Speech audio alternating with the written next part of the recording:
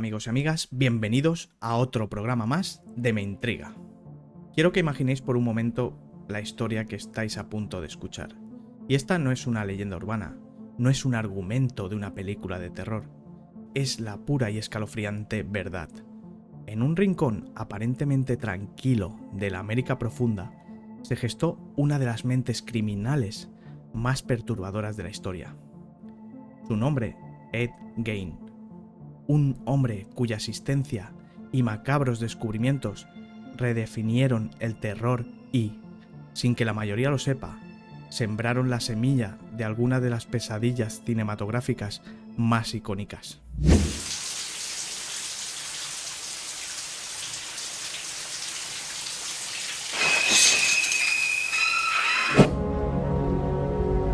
Good morning. Dr. Lecter, my name is Clarice Starling. Pero bueno, olvidaos de la ficción por un momento. Hoy vamos a desentrañar los hechos reales de un hombre que vivía entre los muertos y cuya historia es mucho más que inquietante y supera cualquier guión. ¿Estáis preparados para conocer al verdadero monstruo? Lo que voy a contaros a continuación podría cambiar la forma en la que veis el horror para siempre. Quedaos con nosotros, porque la verdad a veces es más aterradora. Antes de sumergirnos en esta perturbadora realidad, si te apasionan las historias de misterio y terror como esta, no olvides suscribirte a nuestro canal de YouTube, a darle me gusta a este episodio y por supuesto activar la campanita. Tu apoyo nos ayuda a seguir creciendo y trayendo historias nuevas y fascinantes. Para entender la génesis de un icono del terror como La Matanza de Texas, debemos echar atrás en el tiempo. Mucho antes de que la motosierra de Leatherface comenzara a rugir en las pantallas de cine, nos situamos en los Estados Unidos de la posguerra, una nación que, si bien experimentaba un auge económico y la aparente prosperidad, también cultivaba sus propias sombras. La década de 1950, con su fachada de tranquilidad y valores conservadores, albergaba una creciente fascinación por lo macabro, alimentada por un periodismo sensacionalista que empezaba a explotar los crímenes más aberrantes. Las noticias, antes dedicadas a grandes titulares, ahora se sumergían en el detalle grotesco de los sucesos, creando una especie de true crime primitivo que calaba en lo hondo de la sociedad. En este contexto, en los humildes y apartados paisajes de Wisconsin, se gestaba una historia tan perturbadora que años más tarde inspiraría no solo a Tobe Hooper, sino también a otros maestros del terror. Su protagonista, Edward Theodore Gein, un nombre que hoy suena con un eco escalofriante en los anales de la criminología. Ed Gein nació el 27 de agosto de 1906 en una granja remota cerca de Plainfield, Wisconsin. Su infancia fue de todo menos idílica. Imaginar un hogar dominado por una figura materna imponente, Augusta T. Lerch, una mujer de religiosidad extrema y convicciones puritanas, que consideraba a la mujer como prostitutas y creaciones del diablo, destinadas a atentar a los hombres. En esta atmósfera asfixiante, Ed y su hermano mayor Henry fueron criados bajo la constante amenaza del infierno y la prohibición de cualquier tipo de interacción social que no fuera la de la vida de la granja y las lecturas obsesivas del Antiguo Testamento. ¿Podéis imaginar el impacto de una educación así en la mente de un niño que está creciendo? La familia Gein vivía aislada. Su padre, George, era un alcohólico, una figura ausente y sumisa ante la tiranía religiosa de Augusta. Esta dinámica familiar creó un caldo de cultivo perfecto para la distorsión psicológica. Ed en particular desarrolló lo que los expertos llamarían un severo complejo de Edipo, una devoción casi patológica hacia su madre, que se intensificaba con cada pérdida familiar. En 1940, la muerte de George, el padre, dejó a Ed aún más dependiente de su madre, pero la tragedia no se detendría ahí. 4 años después, en 1944, un incendio asoló la granja familiar, Durante los esfuerzos por sofocarlo, Henry Gain, el hermano de Ed, falleció. Las circunstancias fueron muy extrañas. Aunque la causa oficial fue la muerte por asfixia y por el fuego y el humo, Henry presentaba signos de haber sido golpeado en la cabeza. La sombra de la duda siempre ha planeado sobre este suceso, aunque nunca se probó la implicación directa de Ed. Lo que sí es cierto es que, tras la muerte de Henry, Ed y Augusta quedaron completamente solos en aquella granja apartada. La soledad de Ed se profundizó aún más en 1945. Augusta, su madre, sufrió una apoplejía y poco después falleció. Para Ed, la pérdida de su madre fue devastadora. Era la única figura de autoridad, la única constante en su vida, a pesar de lo opresivo que había sido. Sin embargo, sin ella, la mente de Ed comenzó a desmoronarse por completo. Se quedó solo en la granja familiar, un lugar que, con el tiempo, se convertiría en el escenario de horrores inimaginables. Esta soledad, combinada con su aislamiento y la educación puritana de su madre, lo empujaría por un camino oscuro, unos que pocos podrían concebir. Lo que ocurrió en esa granja durante los siguientes 12 años, antes de que las autoridades irrumpieran en ella, ese es un capítulo que desafía la comprensión humana. Permanecería oculto, acumulando un horror inimaginable, hasta que un día la verdad se revelaría de la manera más macabra posible. Pero para eso tenemos que esperar a la próxima parte de nuestra historia. ¿Qué crees que pudo haber estado haciendo Ed Gein durante todo aquel tiempo? Solo en la granja, con sus traumas como única compañía. La respuesta, os lo prometo, os va a dejar la sangre helada. Hemos dejado a Ed Gein solo en la granja de Plainfield, Wisconsin, tras la muerte de su madre en 1945. 12 años aislado, 12 años en la que la mente de un hombre ya perturbado por su infancia y la educación opresiva se sumía en una especial oscuridad inimaginable. ¿Qué hacía Ed Gein durante todo aquel tiempo? La comunidad de Plainfield lo conocía como el típico excéntrico, solitario, que hacía trabajos ocasionales. Nadie sospechaba que, detrás de la fachada de esa granja desolada, se ocultaba un horror tan profundo que desafiaría cualquier descripción. Ed estaba obsesionado con la figura de su madre y, según reportes, con la anatomía femenina y el deseo de convertirse en mujer. Aquel deseo comenzó en un camino que lo llevaría a la profanación y a la mutilación. No lo hacía por impulso sexual en el sentido tradicional, sino por una necesidad mórbida de recuperar y poseer. Su fascinación por la muerte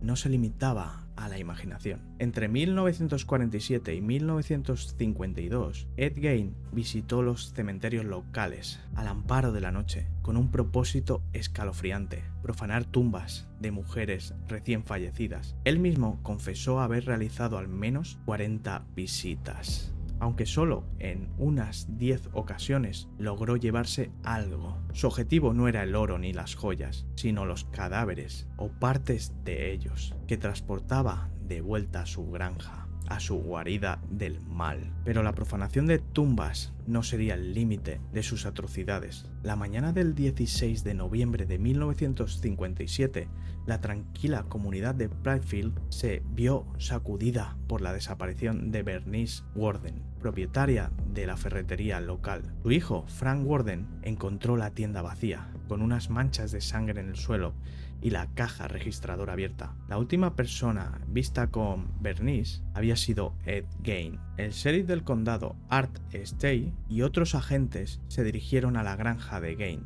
Lo que encontraron allí no fue un crimen, sino un infierno personal. La visión que se presentó ante sus ojos trascendía cualquier pesadilla.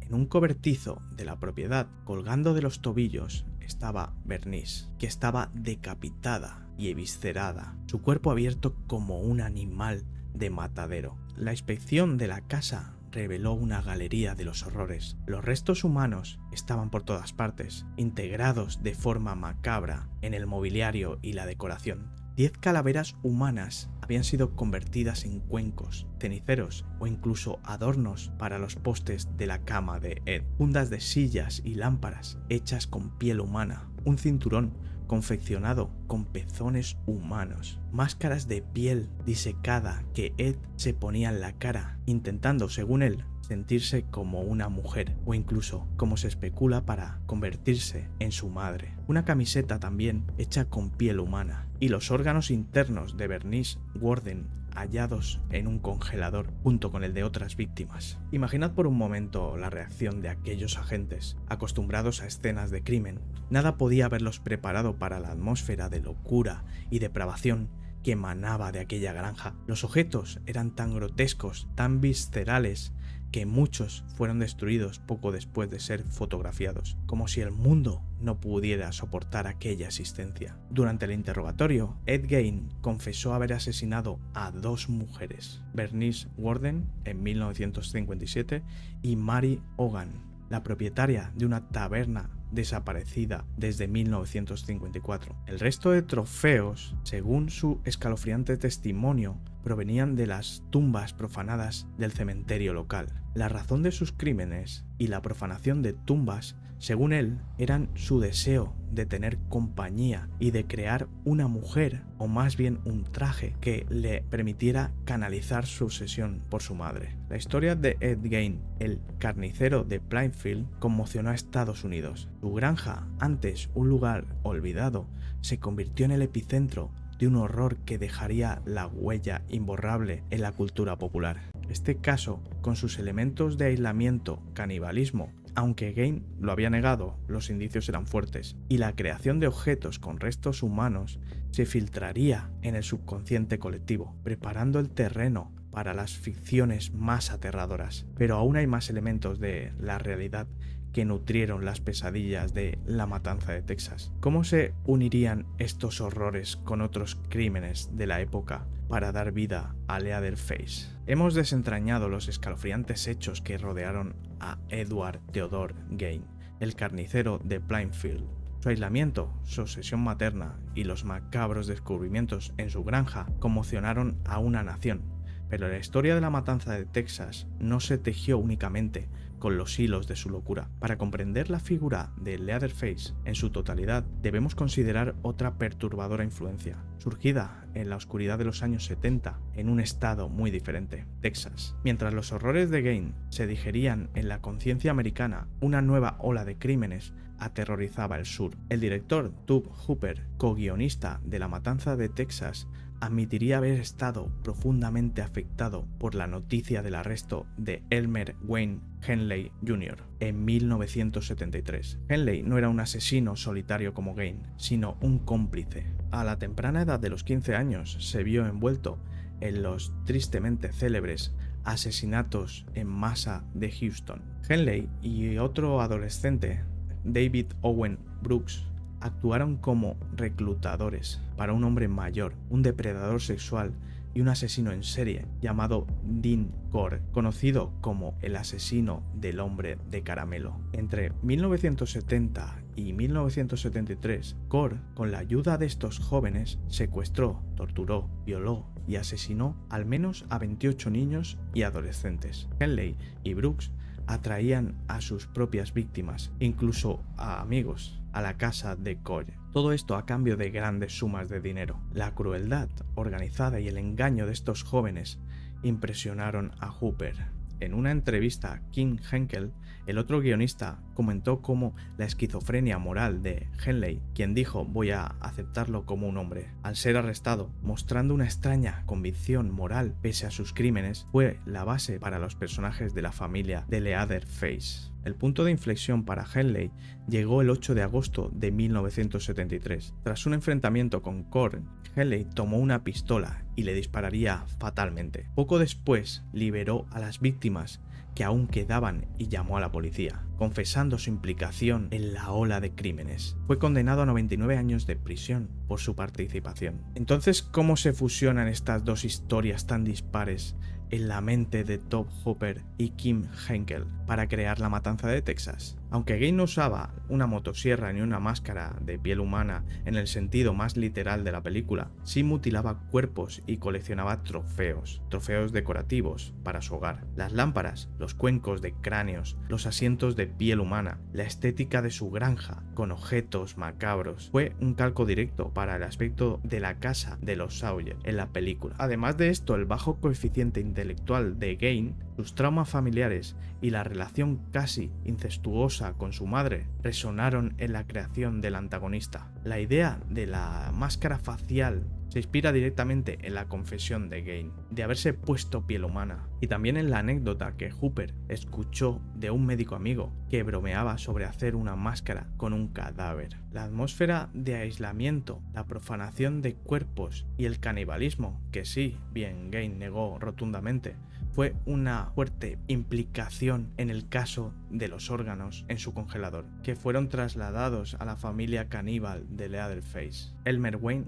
Henley Jr. y la familia Sawyer. La dinámica de la familia de Leatherface, con miembros involucrados en el secuestro y asesinato, se inspira en la complicidad orgánica de Cord, Henley y Books. La idea de una familia disfuncional involucrada en crímenes a gran escala y la escalofriante moral en la que los perpetradores podían moverse de forma normal al exterior mientras cometían atrocidades se refleja en los personajes de la película, el gancho de marketing. La famosa introducción de la película, narrada por John LaRoquette, afirmaba que los hechos eran un relato de la tragedia que aconteció a un grupo de 5 jóvenes y uno de los crímenes más extraños de los anales de la historia estadounidense fue una decisión de marketing deliberada. Top Hopper buscaba emular la efectividad de las leyes urbanas contadas alrededor de una fogata. No se basaban en un crimen específico de Texas,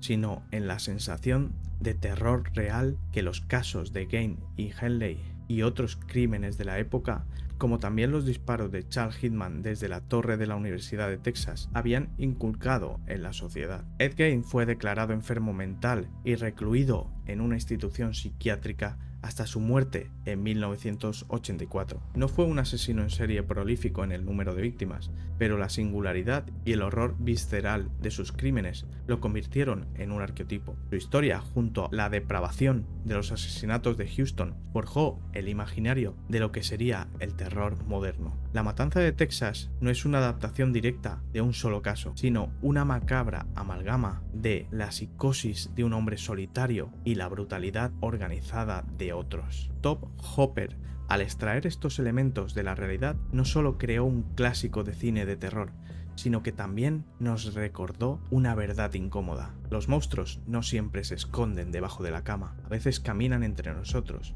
y sus actos, por muy inverosímiles que parezcan, son alarmantemente reales. El legado de Ed Gein y Elmer Wayne Henley Jr. no solo vive en los anales de la criminología, sino que sigue acechando en las pesadillas que nos provoca un hombre con una máscara de piel y una motosierra. Y hasta aquí el final de nuestra historia. Esperemos que esta exploración de los hechos reales detrás de la matanza de Texas os haya resultado tan fascinante como inquietante. Gracias por acompañarme en este viaje a las profundidades de las verdades más oscuras. Nos vemos en el siguiente episodio.